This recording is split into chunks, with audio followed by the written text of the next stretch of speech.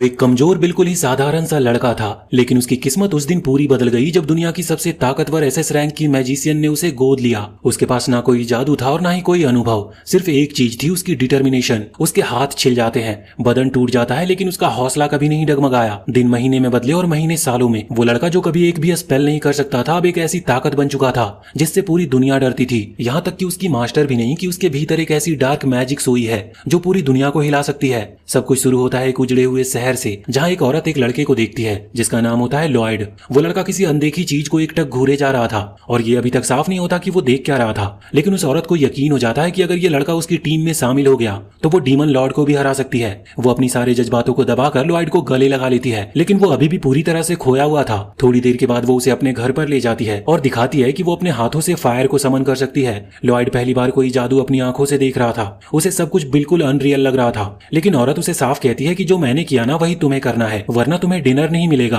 Lloyd को कोई instruction नहीं मिलता, ना कोई गाइड, लेकिन फिर भी वो दिन भर कोशिश करता है और शाम तक एक छोटी सी फायर बॉल बना लेता है। औरत उससे थोड़ा इंप्रेस होती है, पर उसकी एक्सपेक्टेशंस कहीं ऊपर थी। वो लिटरली लॉयड से जलते हुए कहती है कि तुम्हें अभी बहुत कुछ सीखना है। अगले दिन वो उसे सिखाती है कि जमीन को खास तरीके से मारकर पानी को समन कैसे किया जाता है। लॉयड पहले ही कोशिश में कुछ पानी तो निकाल लेता है, लेकिन सिर्फ मिट्टी गीली कर पाता है। औरत फिर भी खुश नहीं होती और उसे सजा देते हुए पानी में भिगो देती है। इसके बाद वो उसे विंड मैजिक सिखाती है और धीरे धीरे लॉयड की ट्रेनिंग और भी कठिन होती जाती है। कुछ ही महीनों में लॉयड आइस मैजिक में माहिर हो चुका था, इतना कि वो अपनी मास्टर की हूबहू आइस स्टैचू बना लेता है। उसे लगता है कि उसने आखिरकार अपनी मास्टर को इंप्रेस कर दिया, लेकिन मास्टर अब भी संतुष्ट नहीं होती। वो उसे स्टैचू को एनिमेट कर देती है और लॉयड को पकड़ने का आदेश देती है। फिर उसका साइज बढ़ा देती है और एक झटके में उसे तोड़ भी देती है, ये दिखाने के लिए कि उनके बीच कितना बड़ा फर्क है। लॉयड ये सब देखकर और भी ज्यादा मोटिवेटेड हो गया था। एक रात मास्टर कुछ ज्यादा ही अल्कोहल पी लेती है और बीमार पड़ जाती है। लॉयड बिना घबराए उसे हीलिंग मैजिक से ठीक कर देता है, जो देखकर ये मास्टर भी चौंक जाती है। वो उसे गले लगा लेती है, लेकिन तुरंत फिर से उसे और भी कठिन मैजिक सीखने को भेज देती है। कई महीनों की ट्रेनिंग के बाद मास्टर एक दिन एक रहस्यमयी ग्रीमोरे पढ़ रही होती है और चिंतित दिख रही थी। तभी लॉयड आता और किताब उसके हाथ से गिर जाती है। जैसे ही वो उसे छूता है कुछ ट्रिगर हो जाता है और वो वहीं पर बेहोश हो गया था। मास्टर समझ जाती है कि लॉयड में चोजन वन बनने की पोटेंशियल है। शायद वो खुद भी एक चोजन वन नहीं रही, लेकिन ये बात साफ नहीं है और वो नहीं चाहती कि लॉयड उसकी तरह ओवर कॉन्फिडेंट बने। इसीलिए लॉयड जब सो रहा होता है तो वो उसके माथे पर एक किस करके उस पर एक स्पेल डाल देती है, जो शायद उसकी पावर को लिमिट करने के लिए था। अगली सुबह वो लॉयड को व्हाइट मेज के बारे में बताती है, जो हीलिंग और सपोर्टिव मैजिक के लिए जाने जाते हैं। लॉयड को एक टास्क दिया जाता है, एक एप्पल ट्री को ग्रो करके उसमें फल लगाना। लॉयड उसे बड़ा कर देता है, लेकिन मास्टर पूरा पेड़ सेबों से भर देती है। लेकिन मास्टर फिर भी उससे इंप्रेस नहीं होती। रात को लॉयड एंशिएंट मैजिक के बारे में पूछता है, एक ऐसी खोई हुई ताकत जिसे सदियों पहले एक्सटिंक्ट मान लिया गया था, लेकिन मास्टर उसे मना कर देती है कि ऐसी बेकार चीजों में दिमाग वो ना लगाए। अब वो उसे और भी कॉम्प्लेक्स मैजिक सिखाती है, जैसे स्पेस मैजिक, जिसमें आइटम को समन या वैनिश किया जा सकता है। जब मास्टर को लगता है कि लॉयड अब अगली लेवल की परीक्षा के लिए तैयार है, तो वो उसकी आंखों पर ब्लाइंड फोल्ड बांध देती है और एक खतरनाक जंगल में छोड़ देती है, और वो भी बस एक छोटा सा किचन नाइफ देकर। वहां भयानक मॉन्स्टर्स होते हैं और वो कहती है कि एक हफ्ते में जिंदा वापस लौटना, और लाइट की स्पीड से वहां से गायब हो जाती है। लॉयड डर के मारे कांपने लगा था। तभी एक बड़ा वुल्फ मॉन्स्टर उसके पीछे पड़ जाता है। किसी तरह पेड़ पर चढ़कर वो अपने आप को बचाता है और अपनी स्पेस डिटेक्शन स्किल से मास्टर के घर की लोकेशन को ट्रैक करता है। रात को वो वाइल्ड फ्रूट को हीलिंग मैजिक से कुक करता है और एक केव में छुप जाता है। वहीं वो एक मैजिक सर्कल पर काम करता है, जिससे उसकी फिजिकल स्ट्रेंथ बढ़ जाए। वो अपनी स्पेल्स को क्रिएटिवली मॉडिफाई करता है ताकि एक्टिवेट होते ही उसकी स्पीड और ताकत दोनों बढ़ जाए। अगले दिन वो गलती से क्वीन स्पाइडर के नेस्ट में घुस जाता है और जैसे ही वो जाइंट मकड़ी उसके ऊपर हमला करती है, लॉयड अपने स्पेल को एक्टिवेट करके अपनी स्पीड को 10 गुना बढ़ा लेता है और एक ही दौड़ में मास्टर के घर तक पहुंच जाता है। लेकिन इसकी वजह से वो पूरा एग्जॉस्ट हो जाता है और वहीं दरवाजे पर बेहोश होकर गिर पड़ता है। मास्टर उसे दरवाजे पर देखकर मुस्कुराते हुए कहती है कि वेलकम होम। समय बीतता है और अब लॉयड पहले से लंबा हो चुका है। उसे घर में ज्यादा फ्रीडम मिलती है। एक दिन स्टडी रूम साफ करते हुए उसे एक किताब मिलती है जिसमें सिटीज के बारे में लिखा होता है। उसे दिलचस्पी होती है क्योंकि उसने कभी भी कोई सिटी नहीं देखी थी। इस बीच मास्टर अपने एक्सपेरिमेंट्स में व्यस्त रहती है और लॉयड को अपना पर्सनल अप्रेंटिस बना देती है। वो लगातार मैजिक सीखती रहती है, यहाँ तक कि कई दिन सो भी नहीं पाता वो। एक दिन मास्टर रोज की तरह रूफटॉप पर लॉयड से मिलने आती है, उसे फिर से कड़ी ट्रेनिंग में झोंकने के इरादे से। लेकिन इस बार लॉयड वहां पर होता ही नहीं। वो देखती है कि उसकी आखिरी किताब अभी खुली हुई है। दूसरी ओर लॉयड अब शहर में पहुंच चुका होता है और उसका ये पहली बार इतने क्राउडेड मार्केट प्लेस में आना होता है। वो इतने सारे लोगों को देखकर पूरी तरह से हैरान था। उसे अंदाजा भी नहीं था कि उसके आसपास इतनी बड़ी जिंदगी है। वो वहां पर बस एक्सप्लोर करने गया था, ना कि किसी मिशन पर। तभी एक फ्लायर उसके चेहरे से टकराता है और उसे लगता है कि ये बस हवा का झोंका था, लेकिन असल में ये किसी ने जानबूझकर उसके ऊपर फेंका था।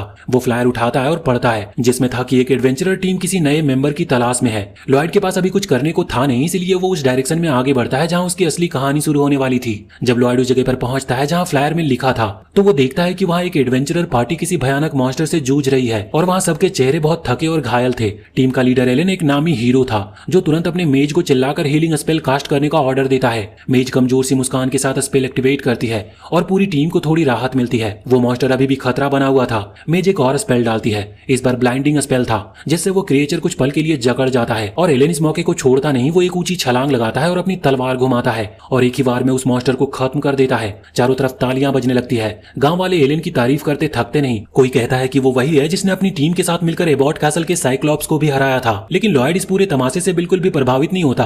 उसे सब कुछ बनावटी लग रही थी और वो चुपचाप वहां से आगे निकल जाता है। थोड़ी देर के बाद एडवेंचरिंग पार्टी अपने लॉज में पहुंचती है। एलन अपने मिले हुए इनाम को टीम में बांटता और लॉयड को एक छोटा सा टोकन देता है। वो कहता है कि तुम डी रैंक के हो और ये तुम्हारे हिस्से का है। लॉयड बिना कोई सवाल किए वो टोकन ले लेता और वापस मुड़ने लगता है। बाकी एडवेंचरर आपस में कानाफूसी करते हैं कि ये लड़का इतना घमंडी क्यों है, किसी से अच्छे से बोलता तक नहीं। एलन बिना कोई भावनात्मक जुड़ाव दिखाए कहता है व्हाइट मेजेज वैसे भी सिर्फ सजावट के लिए होते हैं, क्योंकि असली लड़ाई तो हम लड़ते हैं। लॉयड ये सब सुनता है लेकिन बिना किसी गुस्से के चुपचाप दरवाजा बंद करके वहां से चला जाता है। उसी समय कहीं दूर उसकी मास्टर के घर पर एक विजिटर आता है, वही आदमी जिसने लॉयड को फ्लायर दिया था। वो मुस्कुराते हुए कहता है कि वो अब हीरो की पार्टी में है। मास्टर ये सुनकर संतुष्ट होती है, जब तक वो घमंडी ना बन जाए मुझे फर्क नहीं पड़ता वो करता क्या है। वो आदमी फिर गंभीर हो जाता और पूछता है कि क्या तुम अब भी उस पुराने हादसे को लेकर पछताती हो। मास्टर की आंखों में एक छाया सी उतरती है। वो कहती है कि मैं सिर्फ चाहती हूँ कि वो त्रासदी फिर से ना दोहराई जाए। वो दोनों उस भयावह दिन को याद करते हैं जब उन्होंने डेमन लॉर्ड से लड़ाई की थी। सभी लोग मारे गए थे और तब सिबिल नाम के एक युवक ने भीड़ के बीच में एंशिएंट मैजिक का इस्तेमाल करके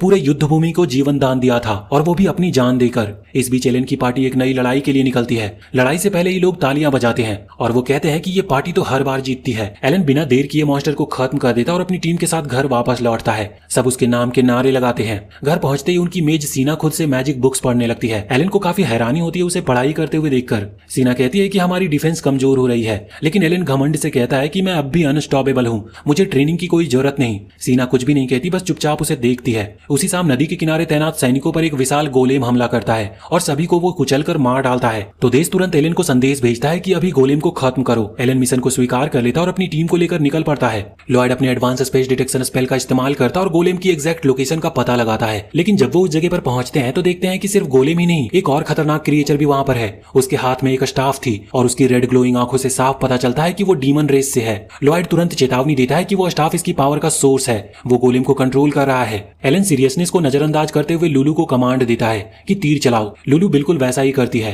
फिर वो मिया को लड़ाई के लिए इंस्ट्रक्ट करता है और वो भी तैयार हो जाती है। एलन खुद ही गोलेम से लड़ने के लिए दौड़ पड़ता है, लेकिन लॉयड चीख कर कहता है तुमने इसकी पावर एनालाइज भी नहीं की और ये तो खुद की मौत को दावत देना है। एलन पलटकर चिल्लाता है मैं लीडर हूँ, ऑर्डर मेरा होता है। लेकिन इससे पहले कि वो आगे बढ़े लॉयड उससे भी तेजी गति से दौड़कर उसे पीछे धकेल देता है और उसकी जान बचा लेता है। एलन गुस्से में लॉयड को धक्का देता और खुद गोलेम पर हमला करता है और हैरानी इस बात की होती है कि वो गोलेम तुरंत मर भी जाता है। इससे टीम को लगता है कि लॉयड की चेतावनी गलत थी, वो बस ओवर रिएक्ट कर रहा था। घर लौटते वक्त एलन सबके सामने कहता है कि लॉयड ने अब तक पार्टी के लिए कुछ भी नहीं किया, सारी रिकवरी सीना ने की है, मुझे लगता है उसे टीम से निकाल देना चाहिए। लॉयड ये सुनकर कुछ देर चुप रहता है, फिर खुद ही पार्टी को छोड़ देता है। जैसे ही वो बाहर निकलता है बाकी मेंबर उसके जाने पर खुशी मनाते हैं। अगले दिन लॉयड अलग अलग पार्टीज में शामिल होने की कोशिश करता है, लेकिन हर बार उसे ठुकरा दिया जाता था। अगले दिन लॉयड अब भी शहर की गलियों में अकेला भटक रहा होता है। एलन की बातें उसके जहन में गूंज रही होती है कि तू बस एक बेकार व्हाइट मेज है और तुम बस हमारी टीम के पीछे छुपे हुए रहते हो और तुम्हें हीलिंग तक नहीं आती, वो भी सीना तुमसे बेहतर करती है। वो सोचता है कि क्या वाकई में वो बेकार है, क्या एलन सही था उसके बारे में। उसने एलन से पूछा भी था क्या तुम्हें सच में लगता है कि मैं बेकार हूँ। एलन ने बस कंधे उचका दिए और कहता है कि तुम खुद ही सोच लो और अब यहाँ से निकल लो। जब लॉयड पीछे मुड़कर जाने लगा तो सीना को छोड़कर बाकी सारी लड़कियां जोर से कहने लगी कि सही हुआ जो इस लूजर से हमें छुटकारा मिला। लॉयड अब शहर के बीचों बीच एक पुराने फव्वारे के पास आकर बैठता है। वहां लगी एक मूर्ति वो उसकी मास्टर की तरह दिख रही थी। उस पत्थर की शांत आंखों को देखकर लॉयड की आंखों में एक बेचैन सी नमी तैरने लगती है। उसे उसकी मास्टर की सख्त लेकिन ईमानदार ट्रेनिंग याद आती है। शायद वही इकलौती थी जिसने उसे कभी सच्चे दिल से स्वीकार किया था। वहीं शहर से दूर एक और कहानी चल रही होती है। एक ए रैंक मिशन पर निकली elite adventure party bandit territory पर हमला करने जा रही होती है, लेकिन टीम की मेज क्रम आज कुछ खोई हुई थी। उसकी आंखों में जोश नहीं बस खालीपन था। वहीं टीम की लीडर यूवी सबको सिग्नल देती है और जैसे ही बैंडिट्स को भनक लगती है सिलिका चैंट शुरू कर देती है। उसकी आवाज तेज थी लेकिन थकी हुई लग रही थी। एक बैंडिट फुसफुसाता है कि जैसे ही ये चैंट पूरी करे हमला कर देना। बैंडिट्स आगे बढ़ते हैं लेकिन उनके हमले से पहले ही क्रॉस टीम का आर्चर एक तीर छोड़ता है जो हवा को चीरते हुए 5 दुश्मनों को एक साथ मार गिराता है। डैजर्स टीम का टैंक यूवी के हर कदम की रक्षा कर रहा था। क्रम जैसे तैसे एक स्पेल बोलती है जो डैजर्स की ताकत बढ़ा देता है। उसके बाद डैगर पूरे दल को धूल चढ़ा देता है। बैंडिट्स का बॉस डरकर भागने की कोशिश करता है, लेकिन यूवी उसे ढूंढ लेती है और उसकी तलवार की नोक बॉस के गले पर होती है। वो कांपते हुए पूछता है कि कौन हो तुम लोग। तभी उसकी नजर यूवी के गले में पेंडेंट पर पड़ती है, जो कि एक चमचमाता गोल्ड इंसिग्निया था। वो समझ जाता है कि ये एस रैंक का है और फिर उसे एहसास होता है कि ये तो पूरी टीम ही एस रैंक एडवेंचरर्स की है, जिसे एलीट लीजेंडरी भी कह सकते हैं। घबराकर वो अपना आखिरी पत्ता खेलता है, अपने स्टाफ से एक गहरी समनिंग चैंट बड़बड़ाता है, जिसकी वजह से जमीन फट जाती है। एक विशाल गोलेम उठ खड़ा होता है और वो पत्थर, धातु और जादू से बना था। वो राक्षस हर एक स्पेल को नलीफाई कर देता है। क्रम और सिलिका पीछे हट जाती है और क्रॉस को भी समझ आ जाता है कि तीर बेअसर होंगे। अब बस यूवी और डैगर्स ही बचे होते हैं। यूवी आगे बढ़ती है पूरे आत्मविश्वास से भरपूर और गोलेम पर पूरा जोर लगाकर वो वार करती है, लेकिन तलवार बस छिलके जितना असर कर पाती है। यूवी पीछे मुड़कर चिल्लाती है कि क्रम स्ट्रेंथ बूस्ट करो, लेकिन क्रम यहाँ पर एक मूर्ति बन चुका होता है। उसकी आंखों में सिर्फ भ्रम होती है। यूवी को और तेज चिल्लाना पड़ता है। वो कहती है कि अभी नहीं तो कभी नहीं। आखिरकार किसी तरह क्रम जागती है और सेकी हैंड से स्पेल को कास्ट करती है। यूवी की ताकत 5 गुना बढ़ जाती है और वो चिल्लाकर एक ही वार में गोलेम को बीच से चीर देती है और यहाँ पर लड़ाई खत्म होती है। क्रम सिर झुकाए खड़ी होती है तो यूवी उसके पास आती है और पूछती है कि क्या हुआ था। क्रम टूटे हुए स्वर में जवाब देती है कि मैं अब इस टीम के लायक नहीं हूँ। वो कहती है कि क्या ये सिल्विया की वजह से है। क्रम जवाब देने ही वाली थी कि सीन फिर से लॉयड की तरफ शिफ्ट होता है। ये तीसरा दिन था और अब तक कोई भी टीम उसे स्वीकार नहीं कर पाई थी। तभी गिल्ड हॉल में एक तेज आवाज गूंजती है कि मुझे एक व्हाइट मेज चाहिए, और वो भी तुरंत अभी के अभी। क्रम अब शायद टीम से बाहर है और यूवी को तुरंत ही कोई चाहिए। लॉयड बिना देरी किए पास आता है और वो कहता है कि मैं एक व्हाइट मेज हूँ। यूवी उसकी ओर देखती है और ना कोई फॉर्मेलिटीज और ना कोई रैंक पूछना, बस उसका हाथ पकड़ती और कहती है कि ग्रेट, तुम हमारे साथ चल रहे हो। लॉयड कुछ कह भी नहीं पाता कि वो उसे गिल्ड से बाहर खींच लेती है। टीम के बेस पर पहुंचकर यूवी लॉयड को सबके सामने खड़ा कर देती है और कहती है कि ये है हमारा नया मेंबर। ये देखकर क्रॉस सिर पकड़ लेता है और कहता है कि तुमने फिर से बिना कुछ बताए किसी को पकड़ लाया। डैगर हंसता है और कहता है कि यही तो क्लासिक यूवी की पहचान है। यूवी मुस्कुराते हुए कहती है कि हमें तुरंत एक मिशन के लिए निकलना है और क्योंकि क्रम अब नहीं है इसीलिए हमें एक मेज चाहिए था और यही मिला। लॉयड उस एलीट टीम में खुद को बहुत छोटा महसूस कर रहा था और वो कहता है कि मैं बस हीलिंग जानता हूँ। यूवी सीधा सवाल करती है कि कोई भी मैजिक दिखाओ। लॉयड हिचकिचाता है लेकिन फिर आंखें बंद करता और अपना स्टाफ समन करता है और वो भी बिना किसी चैंट के। सबकी आंखें चौड़ी हो जाती है। इसके बाद लॉयड अपनी हथेली हवा में उठाता है और बिना किसी स्पेल के पूरी टीम की फिजिकल स्ट्रेंथ को इनहेंस कर देता है। पहले तो किसी को कुछ महसूस नहीं होता। यूवी एक पेड़ की ओर जाती है और हल्का सा वार करती है और वो पूरा पेड़ 2 हिस्सों में गिर जाता है। लॉयड धीरे से कहता है कि मैंने 5 लेयर्स डाली है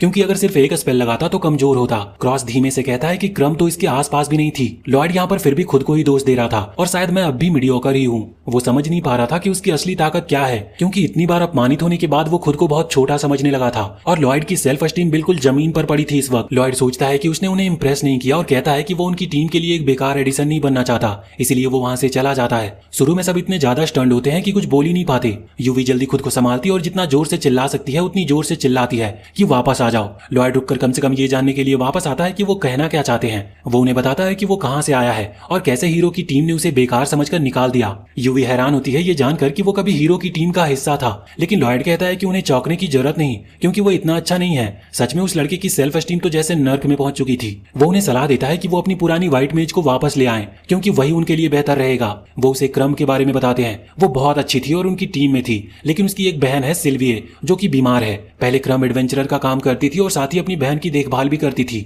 लेकिन हाल ही में वो और भी ज्यादा थकने लगी है और इसका असर उसके काम पर भी दिखने लगा था। अपनी आखिरी लड़ाई में वो इतनी ज्यादा डिस्ट्रैक्टेड थी कि पूरी टीम को खतरे में डाल दिया था। हालांकि टीम के सभी लोग चाहते थे कि वो टीम में बनी रहे, लेकिन क्रम खुद उनकी चिंता में इतना घुल गई कि उसने रिजाइन करने का फैसला कर लिया। आमतौर पर वो लोग व्हाइट मेज के बिना भी सर्वाइव कर सकते थे, लेकिन जब उन्हें ए रैंक क्वेस्ट लेनी होती है तब उनके लिए व्हाइट मेज जरूरी हो जाता है, वरना वो जिंदा नहीं बच सकते। क्रम टीम के लिए सिर्फ एक जरूरी सदस्य ही नहीं थी बल्कि एक अच्छी दोस्त भी थी। यूवी कहती है कि वो क्रम को लेकर बहुत चिंतित है और बाकी मेंबर्स भी अपनी चिंता जाहिर करते हैं। लॉयड ये देख सकता था कि वो सच में परेशान है और सोचता है कि शायद वो लोग क्रम को टीममेट से ज्यादा एक दोस्त मानते हैं। जब वो हाँ कहते हैं तो लॉयड सोचता है कि क्रम कितनी लकी है कि उसके पास इतने अच्छे टीममेट्स हैं, बिल्कुल उसके पुराने साथियों के उल्टा।